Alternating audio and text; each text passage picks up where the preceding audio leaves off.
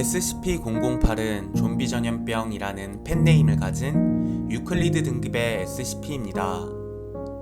일종의 전염병을 일으킬 수 있는 프리온 집합체 자체가 SCP인데요. SCP-008에 노출되면 3시간 이내로 다음과 같은 증상이 나타나게 됩니다. 고열을 동반한 독감과 비슷한 증상, 추가로 말미에는 심각한 치매 증상을 보입니다. 첫 번째 증상이 나타나고 약 20시간 후 뚜렷한 치매 증상이 나타나고 12시간 후에는 혼수 상태가 시작됩니다. 혼수 상태가 발생하면 죽기 시작한 것으로 간주합니다. 궤저와 비슷한 산발적 세포 괴사 증세가 나타나지만 살아남은 조직이 원래 기능을 수복하고 높은 회복력을 보입니다. 적혈구가 산소 저장 용량을 늘려 혈류의 속도가 느려지고 근지구력과 근력이 상승합니다.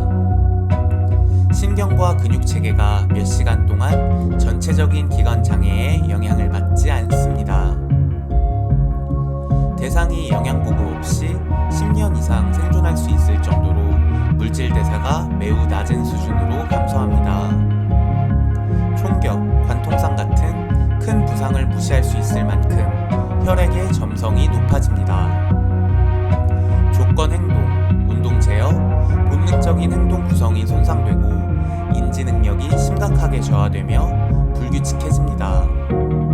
동물들은 과도한 뇌괴사를 경험하며 비활동 상태가 됩니다. 대상은 손상된 신경 구조에 적응할 수 있지만 서 있는 것과 두 다리로 균형을 잡는 것, 걷기, 물기, 잡기, 기어다니기 등 기본 신체 활동으로 제한됩니다. 대상은 가까이에 있는 살아있는 인간의 모습, 소리, 냄새를 향해 활발하게 움직이게 됩니다. 대상은 신체적 접촉이 이루어진 인간을 잡아먹으려고 합니다. 이렇듯 완전히 감염된 대상을 무력화하기 위해서는 일반적인 관통상이나 총격 등은 효과적이지 않으며 상당한 두개골 외상을 입힐 필요가 있습니다.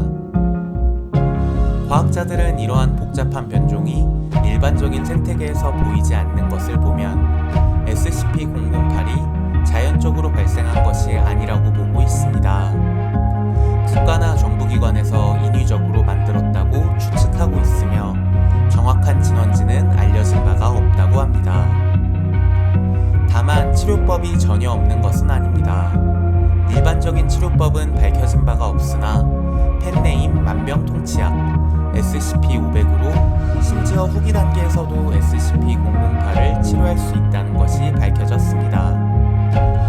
우리가 일반적으로 미디어에서 볼 수 있는 좀비 감염병과 매우 비슷한데요. 사회에 큰 혼란을 줄 수 있는 SCP인 만큼 격리에 실패했을 경우 시설에 대한 소각 및 피폭 조치가 이루어지고 관련 시설에서 나온 요원은 4개월 동안의 검역 조치를 받아야 합니다. 또한 감독관 평의회의 결의에 의해 해당 SCP의 정보에 대한 접근은 4등급의 인가가 필요합니다. 재미있게 보셨나요?